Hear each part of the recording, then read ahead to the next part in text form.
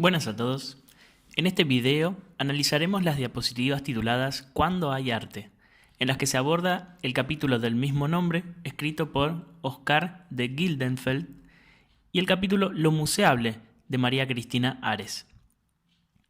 Venimos abordando el problema del concepto de arte desde nuestro contexto. Entender qué es el arte es una pregunta compleja, por lo que de Gildenfeld propone preguntarse cuándo hay arte. ¿Cuándo y por qué una cosa es una obra de arte en determinados paradigmas estéticos? Ya dijimos que Marcel Duchamp fue uno de los primeros en generar una ruptura en el paradigma tradicional del sistema del arte.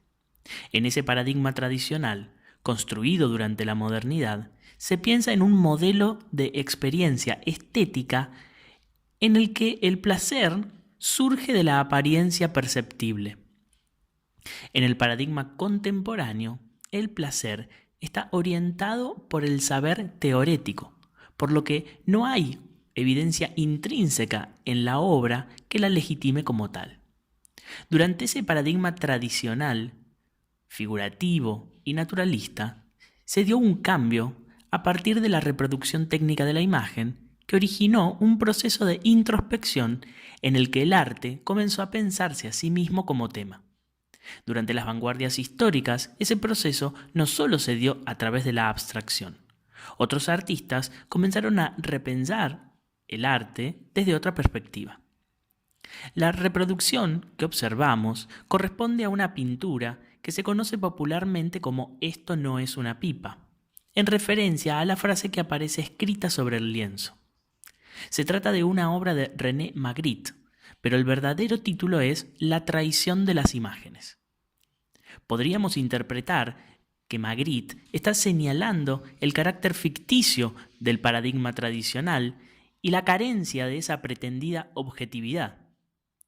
Eso que vemos no es una pipa, puesto que no se puede llenar de tabaco y no se puede fumar. La imagen no hace más que engañarnos, como los pájaros de Zeuxis. Cuenta Plinio el Viejo una célebre anécdota en la que, en su disputa con Parrasio, el pintor griego Zeuxis pintó unas uvas tan realistas que engañaron hasta a los pájaros, que acudieron a picotearlas. Esa misma problemática podría trasladarse a la pintura Esto no es una manzana, realizada en 1964. Pero acá se agrega el componente simbólico de la fruta. Metáfora del deseo, del pecado, del conocimiento y de la ciencia. Quizá ese conocimiento objetivo y universal que la modernidad nos había prometido también era nada más y nada menos que una ficción. En La clarividencia, la paradoja entre ficción y realidad se potencia, incluyendo el autorretrato del propio artista. Incluso se genera un bucle sin salida cuando se toma una fotografía pintando la obra. Ficción de la ficción de la ficción. Mundos imaginarios que el artista predice o produce. Mundos inverosímiles en escenas nocturnas y diurnas coexistentes. En El imperio de las luces, de 1954, las nociones fijas del tiempo lineal podrían ser puestas en debate. O la gravedad, como ley inobjetable de la experiencia física, se podría problematizar en Ideas claras, de 1955. Elementos que desechamos como comunes en nuestra vida cotidiana se convierten en problemas poderosos. En este tipo de imágenes, desde la dualidad y la contradicción, la obra de Magritte nos propone reflexionar acerca de la propia existencia. De forma paralela, en la filosofía, Martin Heidegger publica en 1927 su libro Ser y Tiempo. A grandes rasgos, sostiene que el hombre adviene a ser, por lo tanto no es. El hombre es arrojado al mundo sin haberlo elegido. Por eso el hombre va a ser tiempo, va a ser su acontecer en ese mundo. La esencia del hombre no está dada a priori, no está determinada de antemano, y ahí radica su angustia. La angustia existencial del ser humano es que su esencia va a ir siendo elaborada en el existir. Heidegger aplica el método fenomenológico. Su análisis parte del fenómeno, de lo que se manifiesta. Cuando analiza el arte, plantea que el arte en sí mismo no es algo que se le manifiesta al hombre, sino que lo que se le aparecen son las obras de arte. Entonces intenta definir el origen de ese ente que denominamos obra de arte, entendida como un ente incompleto que ingresa a una red de significados cuando hay un espectador que la completa. Podemos establecer que la obra de arte es soporte de múltiples significaciones, un gran encuentro semántico que produce polisemia entre las significaciones del propio artista, las significaciones de cada espectador y las significaciones de la crítica de arte. La trascendencia de la obra tiene vinculación con ese carácter polisémico, porque atraviesa la barrera del tiempo y actualiza sus significaciones. Podríamos diferenciar entre las cosas y los útiles. Las cosas no tienen fin en sí mismas, mientras que los útiles están hechos por el hombre con funciones específicas para organizar nuestra relación con las cosas. La obra de arte estaría entre el útil y la cosa. No tiene fines particulares, por lo tanto no sería un útil, pero están hechos por el hombre. Uno de los artistas que analiza Heidegger es Van Gogh, y utiliza la obra de los zapatos para diferenciar las cosas de los útiles y la descontextualización como estrategia. Al útil solo lo usamos y en su función captamos lo que es. Cuando podemos despejar su función originaria, cuando la exponemos para hacer referencia a otra cosa, es que sirve para reflexionar y deja de ser un útil. Así, la imagen de unos zapatos o un téster y una papa se pueden transformar en una obra de arte. La obra de arte, entonces, devela la verdad, pero siempre en formato de alegoría, puesto que habla de algo diciendo otra cosa. Ahí es importante la acción del espectador y su actitud activa para completar a partir de su interpretación.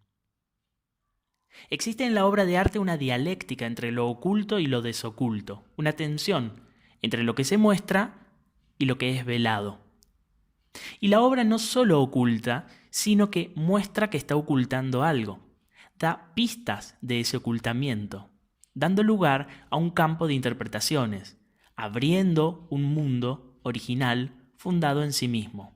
Es decir, un mundo con reglas propias, una construcción. La obra de arte, entonces, no se adecúa a la verdad, sino que funda su propia verdad, construye su propio mundo. Y a la vez hace presente el mundo del hombre, pone de manifiesto lo que el hombre es, ser y tiempo. Por lo tanto, la obra da testimonio de su tiempo y de su integración. No son meras expresiones individuales. Para exponer esta idea, podemos remitirnos al Guernica de Picasso de 1937. La obra reúne las condiciones que Heidegger sostiene. Picasso utiliza recursos para expresar una forma de mostrar la verdad sobre la guerra que vincula el contenido con el lenguaje pictórico. La fragmentación, la destrucción, el desmembramiento es producido por la obra que crea su propio contenido, más que adecuarse a algo que precede a la obra. No es que muestre la verdad que existe en otro lugar, sino que ella aparece por primera vez en la obra. Es así como la obra debe ser alegoría, símbolo, abrir un mundo y ser apertura de la verdad. En ese sentido, cualquier objeto puede ser obra de arte, pero no cualquiera lo es. Porque es siempre dentro de una aceptación teórico-reflexiva. Necesita un esfuerzo de interpretación. Oscar de Gildenfeld asegura que la obra de arte es un lugar de articulaciones de significados a descubrir. En las funciones del significante estaría el punto que produce la transfiguración del objeto en obra. Y el espectador necesita competencias interpretativas. herramientas que le permitan esa interpretación. Esas herramientas se vinculan con los contextos y con la incidencia de los marcos conceptuales para acceder a esas interpretaciones. Podemos observar la obra de Emiliano Milillo como una articulación de las cajas Brillo de Andy Warhol y el programa alimentario de la gestión de Raúl Alfonsín en la década de 1980 ante la crisis económica, pero en un contexto diferente durante la crisis de 2001. ¿Qué interpretación podría hacer una persona que no conoce la realidad económica argentina o que no conoce la obra de Andy Warhol? Ese entramado conformado por la obra de arte, el artista, el espectador y el mundo del arte funciona como un sistema interdependiente. Y es el sistema el que otorga a determinados objetos el estatus de obra de arte. El sistema del arte legitima una obra como tal, y dentro de ese sistema, la institución museo es la que detenta todavía un poder relevante. ¿Qué ingresa a un museo? María Cristina Ares sostiene que su valor de exposición y la conservación. Esos serían los dos factores primordiales para que un objeto ingrese al museo. Recordemos que el museo es el lugar de culto a las musas, que eran las hijas de Zeus y Mnemosín. Ese lugar era el ámbito de la creación artística, el canto y la memoria. Las musas eran las que poseían los cuerpos de los artistas a través de la inspiración y creaban obra a través suyo. El museo se configura entonces como un lugar sagrado que selecciona y protege elementos primitivos, curiosos y bellos. Pero hacia fines del siglo XVIII y principios del siglo XIX, el museo se transforma. De lugar de estudio secreto con colecciones privadas, se convierte en galería de carácter público. Básicamente se puede categorizar en dos modelos: los museos que persiguen unidad, solemnidad y belleza canónica, cuyo principal objetivo es transmitir el gusto y desarrollar el espíritu ilustrado, heredando el carácter sagrado y didáctico del ámbito religioso, y por otro lado un modelo que rescata antigüedades nacionales, evocando la memoria con fines simbólicos en la construcción de los estados. El modelo arquitectónico deriva de una caja compartimentada, revelando el secreto con carácter acumulativo y ocupación completa de los espacios disponibles. Hacia principios del siglo XX se modifica por espacios funcionales y la transparencia. En 1931, Le Corbusier propuso un museo interminable, que podría seguir construyéndose hacia el infinito siguiendo el modelo de la forma de un caracol. Esta idea espiralada se encuentra también en el Museo Guggenheim de New York, inaugurado en 1959 con un recorrido continuo. El Museo Guggenheim de Bilbao es un exponente de la arquitectura posmoderna. Presenta elementos a los que las muestras deben adaptarse, eliminando la concepción de caja vacía, blanca e incorporando la iluminación natural. Hacia fines del siglo XX hay un retorno a la idea del museo como caja cerrada. Esto se observa en el Centro de Arte Bassivier, con elementos de arquitectura religiosa, o en el Museo de Arte Moderno de Frankfurt. Los objetos que ingresan al museo, aquello que es museable, puede considerarse a partir de la calidad, cuando es una característica propia, de su fetichización, cuando es un valor añadido por la misma institución, o de la capacidad de conmemoración, cuando el objeto es testimonio de un momento histórico. En todos los casos, existe un acto de descontextualización, dado que los objetos se arrancan del pasado violentamente para llevarlos al presente. Al ingresar al circuito museístico, se constituye dentro de un relato progresivo, unilineal y homogeneizante. El museo moderno, la institución del paradigma tradicional, construye un discurso que legitima la cultura hegemónica y define la identidad de la civilización occidental, excluyendo y marginando otras manifestaciones. El museo posmoderno, la institución del paradigma contemporáneo, presenta heterogeneidades, historias múltiples, potenciando la idea de novedad y lo efímero. Y si bien plantea la desjerarquización, sigue operando como un intermediario entre el público y la manifestación estética, provocando una constitución de sentido y de valor de su lectura y relectura. Además, el museo opera como representación social de la memoria. Todorov señala que nunca conservamos indiscriminadamente todo, sino que siempre hacemos una selección. Esa selección es controlada por un sector, que utiliza el pasado con determinados intereses. Claudia Fontes es una artista argentina que aborda la problemática de la memoria. Reconstitución del retrato de Pablo Míguez es una obra del año 2000 realizada para el Parque de la Memoria en la ciudad de Buenos Aires. En palabras de Claudia Fontes, según la semántica perversa de la dictadura argentina de los años 70, el desaparecido no estaba ni vivo ni muerto, sino que se negaba su existencia.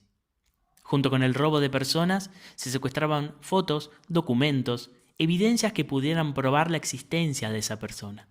Mi propuesta para el Parque de la Memoria se basó entonces en un ejercicio de intento de reconstrucción de uno de los múltiples posibles retratos de Pablo Míguez, uno de los aproximadamente 500 niños secuestrados junto a sus padres durante la dictadura militar.